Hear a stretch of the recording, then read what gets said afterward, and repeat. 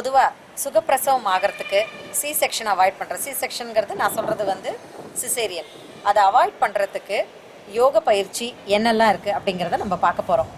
யோக ஆசனங்கள் சுகப்பிரசவம் ஆகிறதுக்கு எதெல்லாம் அப்படின்னு பார்க்குறதுக்கு முன்னாடி அந்த ஆசனங்கள் செய்வதற்கான வார்மப், நம்ம வார்மப் அப்படிங்கிறது என்ன அப்படின்னா நம்மளுடைய எலும்பு, தசை, நரம்பு இவை எல்லாத்துலேயுமே ஒரு நெகிழ்வுத்தன்மை ஏற்படுத்துறதுக்கு, ஸ்டிஃபாக இருக்கக்கூடிய உடம்பை கொஞ்சம் லூசன் பண்ணி வார்மப் பண்ணுறதுக்கு சில பயிற்சிகள் இருக்குது.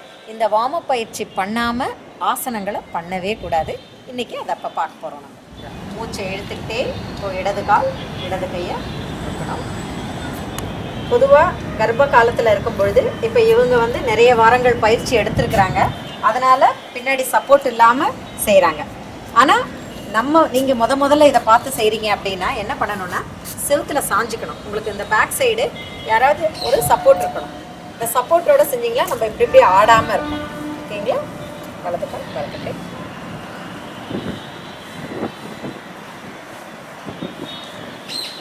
இந்த கால் அப்படி தூக்கி இறக்கும் பொழுது இந்த பெல்விக் போன்னு சொல்லக்கூடிய இந்த குழந்தைய தாங்கக்கூடிய இந்த இடுப்பு பகுதிக்கு வலு இருக்கும். இப்போ என்ன பண்ண போகிறோம், நம்மளுடைய கைகளை நல்லா ரிலாக்ஸ் பண்ண போகிறோம். அதே சமயத்தில் ரிலாக்ஸ்டாக வார்மப்பும் பண்ண போகிறோம். கைகளை அப்படியே எடுத்துகிட்டு போங்க, எடுத்துகிட்டு போய் இன்டர்லாக் பண்ணுங்க. நல்லா ஸ்டிச் பண்ணிவிட்டு பொறுமையாக இறக்குங்க.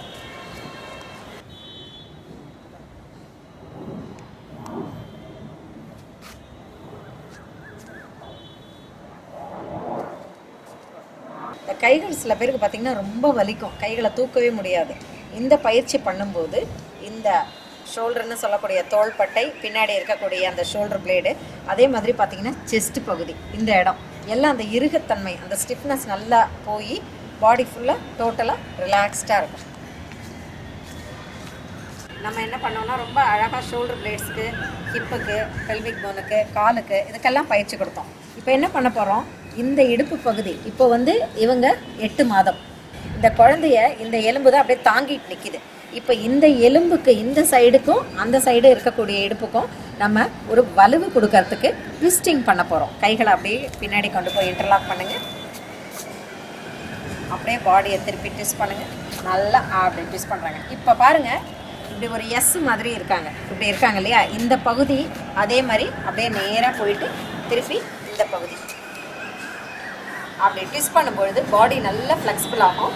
இந்த இடுப்பு பகுதி பார்த்திங்கன்னா உங்களுக்கு எப்படி ஒரு நல்ல ஒரு ஃப்ளெக்சிபிலிட்டி கிடச்சிருக்கு பாருங்கள். இந்த பகுதி வந்து முழுக்க உங்களுக்கு ஒரு நல்ல ஒரு வளைவுத்தன்மையும், இங்கே இருக்கக்கூடிய அந்த இறுக்கத்தன்மை எல்லாமே அழகாக நல்ல ஒரு மாதிரி ஸ்டிஃப்னஸ்லாம் ஃப்ரீ ஆகி அவங்களுக்கு இடுப்பு வந்து நல்லா வலுவாக இருக்கும்.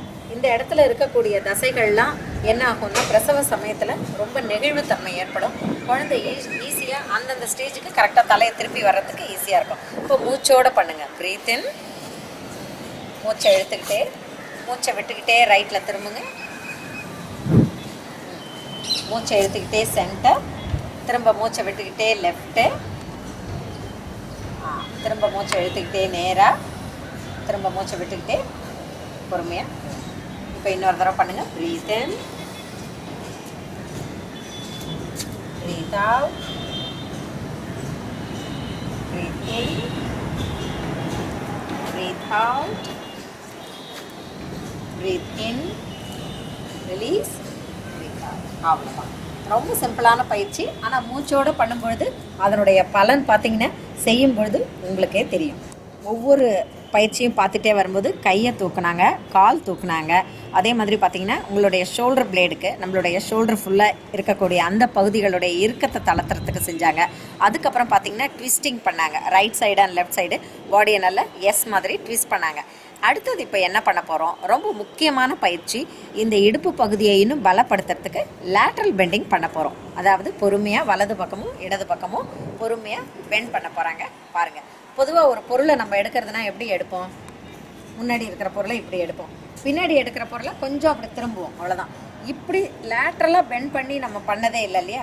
அதனால தான் பெண்களுக்கு இந்த இடத்துல நிறைய பேருக்கு மடிப்பு சதை இருக்கிறது. அதெல்லாம் குறைக்கிறது கூட இந்த பயிற்சி உதவும். பாருங்களேன், என்ன பண்ணணும், ஃபஸ்ட்டு கைகளை மேலே தூக்கி வச்சுக்கிட்டு நல்லா பேலன்ஸ் பண்ணிவிட்டு அப்புறம் பொறுமையாக பெண்ட் பண்ணணும். இப்போ பொறுமையாக பெண்ட் பண்ணும்போது பார்த்திங்கன்னா இந்த பெண்டிங் நல்லா, அதாவது உங்களுக்கு பார்த்திங்கன்னா 2 சைடும் நல்லா பெண்ட் ஆகுது. அப்போ அப்படி பெண்ட் பண்ணும்போது உங்களுக்கு பொறுமையாக மேலே வாங்க, அப்படியே வரும்பொழுது அழகாக பார்த்தீங்கன்னா இந்த இடத்துல நல்ல ஸ்ட்ரெச் தெரியும். அந்த ஸ்ட்ரெச் தெரிஞ்சதுன்னு வச்சுக்கோங்களேன், இந்த இடுப்பு பகுதி வந்து அப்படி ஒரு வலுவாக இருக்கும். நீங்கள் 8 மணி நேரம் கம்ப்யூட்டர் முன்னாடி வேலை செஞ்சுட்டு சாயங்காலம் வந்து இந்த பயிற்சி பண்ணுங்கள், உடனே உடம்புல ரத்த ஓட்டம் அதிகரித்து ஒரு புத்துணர்ச்சி கிடைக்கும், டயர்ட் ஆகாது. இப்போ கைகளை நல்லா இது பண்ணிக்கிட்டாங்க, அப்படியே பெண்ட் பண்ணுறாங்க பாருங்க. அவ்வளோ இப்படி பெண்ட் பண்ணும்போது பார்த்தீங்கன்னா இந்த இடத்துல ஃபுல்லாக அவங்களுக்கு ஒரு பெண்டிங், இந்த ஃபுல்லாக ஒரு ஸ்டிச்சு. இந்த இடுப்புக்கு அவ்வளோ ஒரு பலம் கொடுக்கக்கூடிய பயிற்சி இந்த பயிற்சி. இந்த ஸ்ட்ரெச்சிங்கால் நீங்கள் பயப்படவே வேண்டாம். இப்போ பார்த்தீங்கன்னா பேபி வந்து சுகமாக ஜம்முன்னு வயத்தில் உட்காந்து எல்லாத்தையும் கேட்டுட்ருக்கு, யோகாவும் பண்ணிகிட்ருக்கு.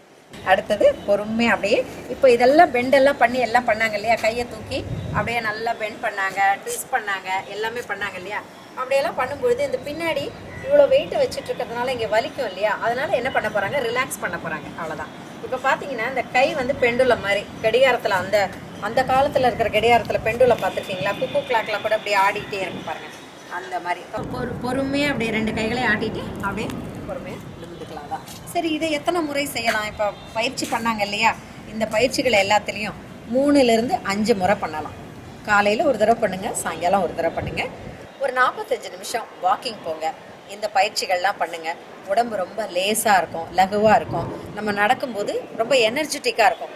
எவ்வளவுக்கு எவ்வளவு உங்களுடைய குழந்தை சேஃபாக இருக்கணுமோ இந்த யோக பயிற்சி எல்லாம் செய்யும்பொழுது சேஃபாக இருக்கும். அனாவசியமாக தெரியாததெல்லாம் செய்யாதீங்க.